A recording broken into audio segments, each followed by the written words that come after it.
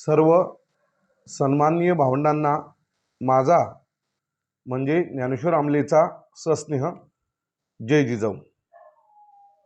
गेल्या महिन्यात मी माझा मराठा आरक्षणावरचा शेवटचा व्हिडिओ बनवलेला होता आणि तिथून मराठा आरक्षणासंदर्भामध्ये मत व्यक्त करण्यासाठी किंवा अभिव्यक्त होण्यासाठी आताची परिस्थिती ही प्रतिकूल आहे आणि आपली भावना किंवा भूमिका ही कितीही प्रामाणिक असली आणि कायद्याच्या चौकटीवर किंवा परिमाणावर आपण बोलत असलो तरी ही भूमिका मांडत असताना आपल्या या भूमिकेचा विपर्यास होऊन मराठा समाजाचं जे समाजमन आहे ते आदरणीय मनोज जरांगे पाटील यांच्या पाठीशी खंबीरपणे उभा आहे आणि मनोज जरांगे पाटील म्हणतील किंवा ते जे आंदोलन छेडतील तीच पूर्व दिशा आहे अशा प्रकारचं चित्र निर्माण झालेलं आहे। ही बाब हेरून मी अत्यंत धाडसाने माझ्या शेवटच्या व्हिडिओमध्ये आदरणीय मनोज जरांगे पाटील आणि मंत्री छगनरावजी भुजबळ हे दोघंही आता मार खाण्याचं काम करत आहेत असं मत व्यक्त करीत माझा शेवटचा व्हिडिओ तिथंच थांबवलेला होता।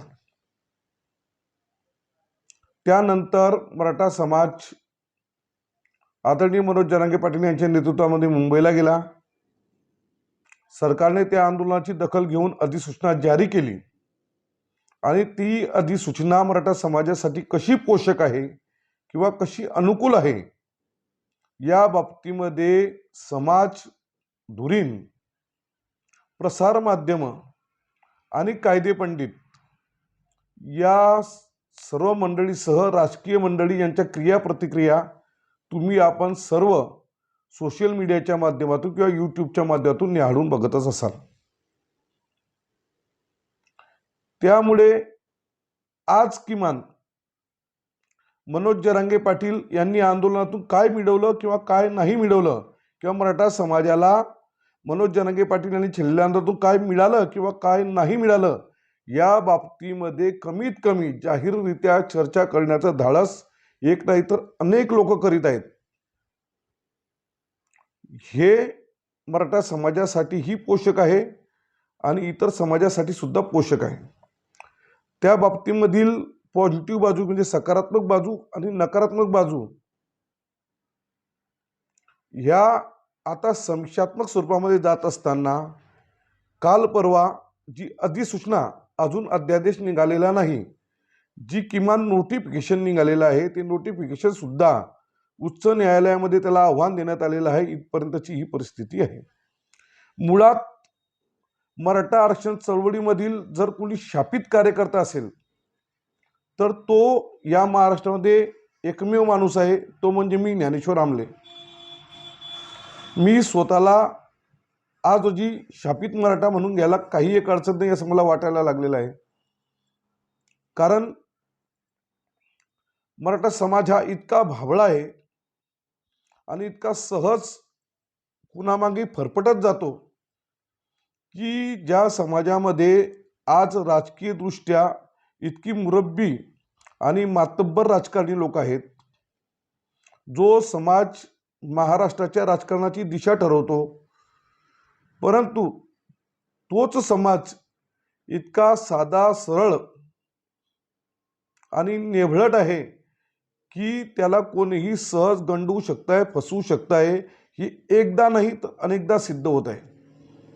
कारण मराठा समाजाला आरक्षण मिळालं हे जर आज आपण सर्व लोकांनी जर एन्जॉय केलं असेल किंवा सेलिब्रेट केलेलं असेल तर या अगोदरही मराठा समाजाला 2 वेळेस आरक्षण मिळालेलं आहे। हे तुम्ही आपण कसे सहज विसरू शकतो हा मला पडलेला प्रश्न आहे।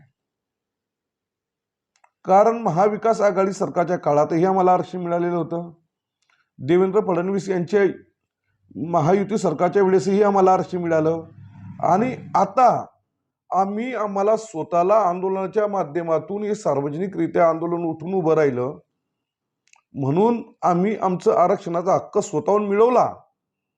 हा घरापासून तर मुंबईपर्यंत ज्या मराठ्यांनी प्रवास केला त्यांना त्यांच्या हाती आलेला कागद तो कायदेशीरदृष्ट्या किती सकारात्मक किंवा नकारात्मक आहे या पलीकडेही त्यांच्या हातात काहीतरी मिळालं, त्यामुळे त्यांनी त्या प्रकारे सेलिब्रेट करणे याच्यातही काही वाईटपणा किंवा वेगळेपणा नाही असं मला वाटतं. परंतु ज्या वेळेस मी म्हणतो की मराठा समाजाच्या आरक्षणाच्या चळवळीतील सर्वात शापित कार्यकर्ता मी आहे, त्यावेळेस त्याला काही धागा आहे. कारण मराठा आरक्षणाच्या चळवळीमध्ये ज्यावेळेस मराठा सेवा संघ किंवा संभाजी ब्रिगेड या संघटनेने मराठा समाज हा मूलतः कुणबी आहे आणि महाराष्ट्रात राहणाऱ्या मराठा समाजातील खानदेशातील मराठा, कोकणातील मराठा, पश्चिम महाराष्ट्रातील मराठा आणि विदर्भातील मराठा म्हणजे जवळपास 70% मराठा समाजाला कुणबी म्हणून आरक्षणाचा लाभ मिळतो. अर्थात आज ज्याच्या अभिलेखावर हिंदू मराठा असं लिहिलेलं आहे, परंतु तशी मराठा व्यक्ती जर 1967 पूर्वीचा जर पुरावा कुणबी म्हणून त्याच्या कुणाचा आज्याचा पंजाचा सापडत असेल तर ती व्यक्ती ही कुणबी ठरते. पर्यायाने त्याला ओबीसी आरक्षणाचा लाभ मिळतो आणि त्यांचे सगळे सोयरे असलेले, त्यांचेच आप्त स्वकीय असलेले मराठवाड्यातील आणि काही उर्वरित महाराष्ट्रातील, विशेषतः मराठवाड्यातून विस्थापित झालेल्या मराठा समाजाला आजही आरक्षणाचा लाभ मिळत नाही. म्हणून सरसकट मराठा समाजाचा ओबीसी आरक्षणामध्ये समावेश झाला पाहिजे ही मागणी मराठा सेवा संघाने ज्यावेळेस लावून धरली, त्यावेळेस त्या बाबतीमध्ये संभाजी ब्रिगेडचे कार्यकर्ते हे नागपूर हिवाळी अधिवेशनाच्या पार्श्वभूमीवर नागपूर येथे बसलेले असताना पहिलं क्रांतिकारी पाऊल आणि संघटनेनेही पहिला हिरलेला कार्यकर्ता की हा मराठा आरक्षणाच्या चळवळीला शासनाचं लक्ष वेधून घेण्यासाठी एखादी प्रतिक्रियात्मक भूमिका बजावू शकतो म्हणून माझी केलेली निवड आणि मी बजावलेली भूमिका आणि त्याच्यानंतर संभाजी ब्रिगेडच्या माध्यमातून त्यावेळेस खानदेशातून विशेष म्हणजे कुणबी असलेल्या मराठा समाजातील युवकांनी वेळोवेळी केलेली आंदोलनं, आम्ही भोगलेला कारावास, आम्ही 10-15 वर्ष चालवलेल्या केसेस आणि त्यानंतरही मनोज जरांगे पाटील नावाचं एक वादळ जर येत असेल तर त्या मनोज जरांगे पाटलांच्या खांद्याला खांदा लावून दाखवलेली लढण्याची तयारी आणि त्यांच्यासोबत 12 दिवस उपोषणाला बसल्यावर देखील जर मी एखादं मत प्रामाणिकपणाने प्रांजळपणाने व्यक्त करत असताना आमचे समाज बांधव जर अंगावर येत असतील तर त्यावेळेस शांत राहणं हेच योग्य आहे. म्हणून या 20 तारखेच्या आंदोलनामध्ये आपण जरी आपली भूमिका कितीही चांगली पद्धतीने मांडली तरी ते झाकोळलं जाणार आहे हा समज घेऊन आजपर्यंत मी शांत राहिलो, परंतु आता शांत राहण्याची वेळ नाही असं मला वाटतं. त्याचं प्रमुख कारण असं आहे मित्रांनो की एखाद्या व्यक्तीच्या मागे जर समाजाचा इतका मोठा समाजमंच जर त्याच्या सोबत असेल आणि असं असताना जर त्या माणसाला वारंवार अगोदर तुमचं उपोषण अशाच परिस्थितीवर येऊन ठेपलं की तुम्हाला जगवायचं की समाजाने आरक्षण घ्यायचं, मग अशा वेळेस मराठा समाजाने आपली भूमिका बजावली की आपलं सर्वसामान्यातून एक नेतृत्व उभं राहिलेलं आहे. लाख मेले तरी चालतील, जरांगे सारखा लाखांचा पोशिंदा करून टाकला, छत्रपतीच्या जागी मराठा समाजाने त्यांना नेऊन ठेवलं आणि ते जगले पाहिजे म्हणून समाज 4 पावलं मागे आला. ते झालं. त्याच्यानंतरची वेळोवेळी आंदोलन आणि आता मुंबईमध्ये आम्ही सेलिब्रेशन करून आल्यानंतर औरंगाबादपर्यंत येत असताना त्यांनी मांडलेली बदलवलेली भूमिका आणि पुन्हा दाखवलेली आंदोलनाची तयारी, या गोष्टी मित्रांनो निश्चितच संशयास्पद आहे आणि ह्या गोष्टी येथील जे सत्ताधारी सरकार आहे त्यांच्यासाठी या पोषक आहे. राजकीयदृष्ट्या या विषयाचं फक्त राजकारण होत आहे. निवडणुकीच्या तोंडावर मतांचा एक गठ्ठा बांधला जावा किंवा मतांचं विभाजन, पोलरायझेशन व्हावं अशा प्रकारचे अनेक समीक्षा आमच्या समोर येत असताना देखील आम्ही किती भावनिक आहोत. कारण मराठा समाजाचा जर आरक्षणामध्ये जर समावेश करायचा असेल तर हा भावनिक विषय नसून न्यायालय हे भावनेच्या किंवा भावनेवर चालत नाही तर ते पुराव्यावर चालतं. ही गोष्ट इतकी सुस्पष्ट असताना देखील आम्ही इतकं भावनिक होऊन जातो की आजही मी माझं मत व्यक्त करणार आहेत त्यावरही क्रियाप्रतिक्रिया होऊन मी ट्रोल होण्याची दाट शक्यता नाकारता येत नाही, तरी देखील मी बोलणार आहे. कारण ज्या वेळेस आम्ही मराठा समाजाचा सरसकट कुणबी म्हणून समावेश व्हावा अशी मागणी करत असताना हे तर मी सांगितलं की केसेस झाल्या, आम्ही 10-15 वर्ष केसेस चालवल्या. त्याच्यानंतर त्यावेळेस मराठा समाजाचे दोन लोक मुख्य प्रवाहात होते. एक होते आदरणीय विनायकरावजी मेटे आणि दुसरे होते शालिनीताई पाटील. विनायकराव मेटे यांना प्रत्यक्ष भेटून तुम्ही तुमची भूमिका कशी चुकीची मांडत आहात अशा प्रकारे त्यांच्यासोबत युक्तिवाद करणारा त्यावेळचा छोटासा कार्यकर्ता मी. त्याच्यानंतर शालिनीताई पाटील यांच्या बांद्रा या निवासस्थानी जाऊन, ताई तुम्ही समाजाची दिशाभूल करत आहात, तुम्ही जे मागणी करत आहात ती घटनात्मक नाही, अशा प्रकारे जाऊन त्यांना विनंती करणारे आम्ही.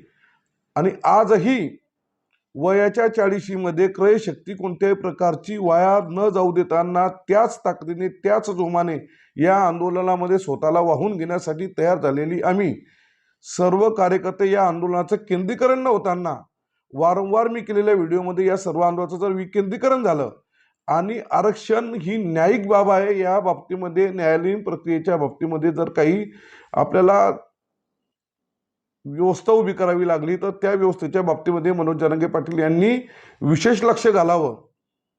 त्यासाठी छगन भुजबळ किंवा त्यांचा जो चमू होता हा कोळसा उगवलेला तितका काळाच असतो, म्हणून तो उगाळत न बसताना आपण आपल्या इंटेन्शनवर फोकस करावं असं प्रांजळ मत व्यक्त केलेले आम्ही कार्यकर्ते. पण तरी देखील असो, इतकं बळ मिळाल्यानंतर आणि समाजमन सोबत असल्यानंतर आणि समाज तर आजही कितपत ऐकून घेतो याबाबत मला शंका आहे. पण तरी देखील काही कायदेशीर बाबीवर बोलणं आता गरजेचं आहे. कारण माझं मी या अगोदरही सांगितलं की मराठा समाजाला आता हे जर लोकांना वाटेल की आपण आरक्षण मिळवतो, आता हे तिसऱ्यांदा आरक्षण मिळालेलं आहे आणि तिसऱ्यांदा मिळालेलं आरक्षण सुद्धा आता चॅलेंज झालेलं आहे. म्हणून मी आता टप्प्याटप्प्याने बोलणार आहे या विषयावर. माझं आजही म्हणणं आहे की मनोज जरांगे पाटील यांनी मराठा समाजाचं खूप मोठं नुकसान केलेलं आहे. मनोज जरांगे पाटील यांच्यामुळे मराठा समाजाचं आज रोजी खूप मोठं नुकसान होत आहे. जोपर्यंत न्यायालयीन प्रक्रिया पार पडत नाही किंवा काही पडत नाही तोपर्यंत पुन्हा पुन्हा मी अटकतो आहे. एससीबीसीच्या आरक्षणाच्या आतमध्ये आजही एससीबीसी मध्ये ज्या मुलांचं सिलेक्शन झालेलं होतं ती मुलं आजही कायद्याच्या चौकटीत अटकून पडलेली आहे. EWS हा पर्याय होता, त्या EWSच्या बाबतीतही ज्या मुलांना आज होप्स होते, आशा होत्या, ती मुलं आजही अटकून पडलेली आहेत. आणि या सर्व प्रक्रियेमध्ये शासनाने आपलं आरक्षणाकडे लक्ष असताना त्यांनी जे शैक्षणिक संस्थांचं खाजगीकरण करण्यासंदर्भामध्ये धोरण ठरवलं त्यामध्येही आपलं नुकसान होऊन आज शासकीय जागा किंवा सरकारी नोकऱ्या या कमी झालेल्या आहेत. आणि 1991 साली जे आपल्या भारत सरकारने धोरण स्वीकारलेलं होतं त्या बाबतीत खाजगीकरणाचा वेव भरपूर वाढलेला आहे. म्हणजे 2005 साली आम्ही जे जीव तोडून पोटतिडकीने समाजाला सांगायचो ते समाजाने आता 2023-24 मध्ये आमचं म्हणणं मांडलं. समाज त्या मागणीसाठी एक वाक्यता होऊन सर्व समाज एकत्रित झाला. परंतु असं होत असताना आंदोलनाची मूळ भूमिका बदलून मनोज जरांगे पाटील यांनी मराठा समाजाला कुठं नेऊन ठेवलेला आहे याचा विचार जरांगे साहेब तुम्ही आज तरी कराल का? कारण आजही कारण मी गेल्या 8-15 दिवसापूर्वी गोदापट्ट्यामध्ये फिरून आलो आणि गोदापट्ट्यात फिरून आला असताना सर्व लोकांचा तुमच्यावर दुर्दम्य विश्वास आहे की मनोज जरांगे पाटील हा व्यक्ती मॅनेज होणार नाही. त्या लोकांचं एकच म्हणणं होतं की मनोज जरांगे पाटील मॅनेज होणार नाही, बस त्याच्या पलीकडे काहीच नाही. आणि आरक्षणाचा विषय हा भावनिक होता. असं असताना आता कमीत कमी जे पदरात पाडलं, जे न्यायालयामध्ये आव्हान होत आहे, तर एखादी बाजू माझं असं म्हणणं आहे की आता या अधिसूचनेवर सकारात्मक आणि नकारात्मक प्रतिक्रिया आलेल्या असल्या तरी ते आपण सकारात्मक कसे घेऊन जाऊ. ज्या पद्धतीनं एखादा अधिसूचना किंवा एखादा अध्यादेश निघतो तर त्याच्यामध्ये संकल्पना स्पष्ट करण्यात येतात. त्या पद्धतीनं सरकारनं सगळे सोयरे हा जर शब्द घेतला असेल तर बाबासाहेबांनी सांगितलं की शिक्षण ही दुधारी तलवार आहे. शिक्षणानं एखाद्याची मान वाचवताही येते आणि एखाद्याची मान कापताही येते. मग सगळे सोयरे हा एक शब्द घेऊन जर आमच्यासाठी जर पॉझिटिव्हिटी घडलेली असेल तर मग त्यावेळेस विषय येतोय फक्त सजातीय ह्या शब्दाचा. तर सजातीय शब्दाची डेफिनेशन सुद्धा या अधिसूचनेमध्ये स्पष्ट करण्यात यावी. म्हणजे आज जरी काही लोकांना वाटत असेल की तो कायद्याच्या चौकटीवर टिकेल किंवा न टिकेल, पण त्या पलीकडे जर सजातीय या शब्दाची जर संकल्पना स्पष्ट केली तर त्या बाबतीमध्ये या नोटिफिकेशनवर अधिसूचना जारी होत असताना शासनाने सजातीय या शब्दाचा अर्थ ज्या दोन समाजामध्ये विवाह होतात आणि तशी विवाह ही त्या दोन समाजामधील जातीच्या स्तंभामध्ये वेगवेगळ्या प्रकारचा उल्लेख असतानाही ती आंतरजातीय म्हणून घेतली जात नाहीत. उदाहरणार्थ कुणबी आणि मराठा समाजामधील जे विवाह होतात ती आज रोजी आंतरजातीय विवाह म्हणून गणली जात नाही, मोजली जात नाही. अशा वेळेस आंतरजातीय विवाहाच्या संदर्भामधील जी व्याख्या असेल त्याच्याशी तुलना करून सजातीय या शब्दाची संकल्पना स्पष्ट करण्यासंदर्भात किंवा त्या बाबतीमध्ये कायदे तज्ञांचं मत नोंदून घेण्यासंदर्भात देखील काही पावलं उचलणे गरजेची आहे. आणि आज मनोज जरांगे पाटील यांच्या माध्यमातून जी अधिसूचना आपल्या हातात लागलेली आहे ती जात प्रमाणपत्र जारी करत असतानाची जी अटी निकष आहेत किंवा शर्ती आहेत त्या संदर्भातील एक नवीन निकष जारी करण्यासंदर्भातील तो आदेश आहे असं तुम्ही आपण गृहीत धरून अजूनही नकारात्मक न होताना या बाबतीमध्ये मराठा समाजाची एक वाक्यता निर्माण होऊन त्या बाबतीमध्ये प्रयत्न होणे गरजेचे आहे. दुसरा विषय, मनोज जरांगे पाटील यांनी मधल्या काळामध्ये ज्या पद्धतीने सांगितलं होतं किंवा आईच्या नात्याकडून त्याच्या मुलाला, तर या देशाची राज्यघटना ही स्त्री पुरुष समानता या तत्वावर अवलंबून आहे. जर एखादा व्यक्ती किंवा एखादा पुरुष व्यक्ती जर एखादे अपत्य धारण करत असेल तर एखाद्या महिलेचं सुद्धा ते अपत्य असतं. म्हणून तिचाही तो संवैधानिक अधिकार आहे की ती महिला जर एखादा अपत्य धारण करू शकत असेल तर या देशामधली पद्धती, धार्मिक पद्धती जरी पितृसत्ताक असली तरी या देशातील राज्यघटनेमध्ये कुठेही पितृसत्ताक हा शब्द आलेला नाही.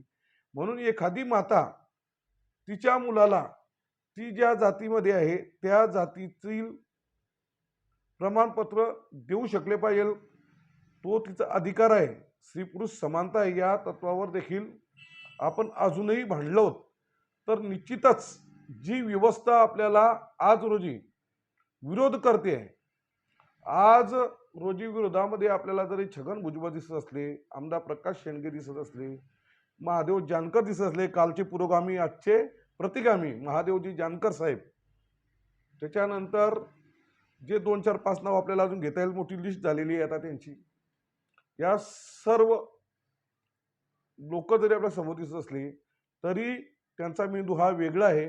म्हणून सब छोडो और शेंडी को पकडो असं म्हणून आपण ह्या विषयावर खल करून घेणे गरजेचं आहे. आणि आता ती जी अधिसूचना आहे ती जारी करण्यासंदर्भातील ज्या ज्या संकल्पना आता आपल्याला स्पष्ट करता येतील त्यांच्या त्यांच्या व्याख्या त्या अधिसूचनेमध्ये अंतर्भूत झाल्या पाहिजे असं माझं प्रामाणिक मत आहे. त्याचा मग घटनात्मक आधार शोधून घेण्यासाठी कायदेपंडितांची एक फडी, कारण तुम्ही आम्ही, मी कितीही म्हटलो की मी बिगर सनदीचा वकील आहे तरी सुद्धा कायदा हा कायदाच असतो आणि त्या कायद्याच्या चौकटीमध्ये ते बसून घेता आलं पाहिजे. आणि बसून घेत असताना सरकार जर आपण असं थोड्या वेळ सांगतो सरकार आपल्या बाबतीत पॉझिटिव्ह आहे, एकटे फडणवीस किंवा त्यांचं भारतीय जनता पार्टी वरिष्ठांचं मत घेऊन आज रोजी त्यांचा DNA ओबीसी आहे अशा प्रकारचा जर आविर्भाव आणत असेल, ते जरी विरोध करत असतील तरी ठीक आहे. पुन्हा आपण मनोज जरांगे पाटील यांच्या हातून काय घडलं किंवा न घडलं किंवा त्यांना एकट्याला जबाबदार न धरताना परत पॉझिटिव्हिटीने ते जर उपोषणाला बसत असतील आणि पुन्हा जर मराठा समाजाचा दबाव जर सरकारवर पडत असेल तर पुन्हा ही बाजू सकारात्मक घेऊन आपण येणाऱ्या काळामध्ये सरकारकडून व्यवस्थितरित्या त्या अध्यादेशातील सर्व संकल्पना स्पष्ट करून घेणे गरजेचे आहे असं मला वाटतं. हा विषय इथपर्यंत ठीक आहे. आता मनोज जरांगे पाटील यांना मी जर दोषी ठरवत असेल तर त्याचं दोषी ठरवण्याचं कारण खरंच आणि खरंच आजही ज्या मराठा समाजाचा कुणबी म्हणून ओबीसी या प्रवर्गामध्ये समावेश झाला त्या कुणबी मराठा समाजाचं किंवा मराठा कुणबी समाजाचं संयमाला खरीच तोड नाही. इतके शांत आणि संयमी लोक आहेत की आपल्याला आरक्षणाचा लाभ मिळालेला असताना आपला मराठवाड्यातील भाऊ किंवा आपला उर्वरित मराठा समाज म्हणजे जो 30% मराठा समाज या आरक्षणापासून वंचित आहे त्याच्यासाठी स्वतःची आहुती द्यायला तयार झालेला असताना स्वतःचे हक्क अधिकार याच्यावर आज रोजी मनोज जरांगे पाटील सारखे ज्यावेळेस मूर्खासारखे विधान करतायत, अत्यंत मूर्खासारखे विधान करतोय तो माणूस RSSची भूमिका घेऊन चाललेला आहे की मराठा सेवा संघाची भूमिका घेऊन मराठा समाजाची भूमिका घेऊन चाललेला आहे हे मला आजही कळालेलं नाही. आणि म्हणूनच त्या वैफल्यग्रस्त अवस्थेतूनच मी म्हटलो होतो की हे छगन भुजबळ आणि मनोज जरांगे पाटील हे मार खाण्याचं काम करतायत. कारण हे दोघं ह्या ओबीसी समाजाला आणि मराठा समाजाला एकमेकांविरोधात कसे भिडतील किंवा कसे जगतील, कसे भांडतील अशा प्रकारचं षडयंत्र आखतायत आणि त्यांचं षडयंत्र अजूनही सुरू आहे. आणि एवढं सगळं असताना जो मराठा समाज आज आरक्षणामध्ये समाविष्ट आहे त्या मराठा समाजाचं सरळ सरळ मनोज जरांगे पाटील हे मूर्खपणाची विधानं करून मंडल आयोगाला चॅलेंज करील, ओबीसीचं आरक्षण रद्द करील. दुसरीकडे बाळासाहेब सराटेंच्या माध्यमातून ओबीसीच्या विरोधामध्ये याचिका टाकण्यात येत आहे. असं करत असताना तुम्ही एकाकडे आपला समाज जो 30% जो आहे मराठा समाज त्याचा आरक्षणामध्ये समावेश झाला पाहिजे म्हणून प्रयत्न करतात आणि दुसरीकडे मूर्खासारखं अशा प्रकारे त्या कारवाया करतात. अशी लोक हे मराठा समाजामध्येच फक्त धाडस आहे की आमची माणसं जर चुकीची असेल तर बोलू शकतो. हे एका माळ्याने सुद्धा किंवा एका वंजाने सुद्धा आतापर्यंत धाडस केलं नाही. की एका माळ्याने सुद्धा म्हटलं नाही की छगन भुजबळ हा नालायक आहे, मादरचोद माणूस आहे, मूर्ख माणूस आहे, बिंडोक माणूस आहे हा. आणि हा माणूस आमच्या माळी समाजाच्या लोकांना आज हा असा पेरतोय की उद्याच्या दिवशी सुद्धा मराठा समाजाचा व्यक्ती हा वेगळ्या अँगलनं पाहिजे. एका माळ्याने हिंमत केलेली नाही आहे, एका वंजाराने हिंमत केली नाही, एक धनगर महादेवजान करायला बोलत नाही कारण तो शिवशाहू फुले आंबेडकरवादी म्हणून घेतो म्हणत नाही. पण हा एक मराठा किंवा माझ्यासारखे अनेक मराठे एकच फक्त मराठा समाज आहे की त्या समाजातून जे विचारवंत आहे, लेखक आहे, जे स्पष्टपणे भूमिका मांडतात की मनोज जरांगे पाटलाचं चुकलं आहे. हे फक्त आणि फक्त मराठा समाजामध्ये घडतं आणि ते जर घडत असेल तर मराठा समाजाने या बाजू प्रकर्षाने मांडणं गरजेचे आहे. माझ्या पुढच्या व्हिडिओमध्ये मनोज जरांगे पाटलामुळे जो आरक्षित मराठा समाज आहे याचं कसं नुकसान होत आहे हे मी लवकरच मांडणार आहे. पण मनोज जरांगे पाटील चुकताय. त्यांचा एक कल्ली कारभार त्यांना थांबवला पाहिजे. समाजाच्या आशा आणि विश्वास यांनी त्यांना तो आशा आणि विश्वास त्यांनी तो जपला पाहिजे. आणि मनोज जरांगे पाटील जर मला चर्चेला अजूनही बोलवत असतील, माझं म्हणणं आहे अजूनही या मंत्रिमंडळातील मी या अगोदरही खुलं चॅलेंज केलेलं आहे की माझ्या मतदारसंघातील गिरीश महाजन सारखे नामदार गिरीश महाजन हे इतक्या जाता आपण त्याच्या मतदारसंघामध्ये 25 किलोमीटरवर माणूस आहे की या सगळ्या गोष्टीची उकल सोडू शकतो, सर्व गोष्टी सोडू शकतो, ते आमच्याशी चर्चा करायला सुद्धा तयार नाही. आणि देवेंद्र फडणवीस आणि भारतीय जनता पार्टीला देखील विनंती आहे की तुम्हाला ठीक आहे बाबा आज ओबीसीचा कळवळा आला असेल तर या खानदेशातील मराठा म्हणून आम्ही सर्व ओबीसीचा आहोत. तुम्ही म्हणताय की तुमचा DNA हा ओबीसीचा आहे तर आम्ही पण म्हणतो की आम्ही तुमचे बायोलॉजिकल फादर आहोत. आम्ही भारतीय जनता पार्टीचे बायोलॉजिकल फादर आहोत या प्रकारचा व्हिडिओ बनवलेला आहे.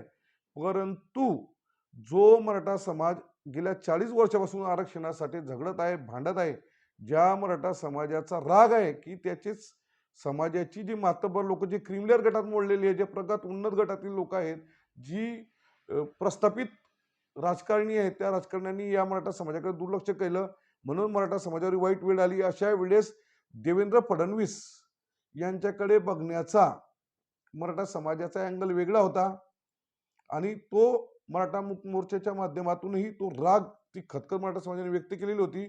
मनोज जरांगे पाटील यांच्या पाठीमागे उभं राहून मराठा समाजाने व्यक्त केली.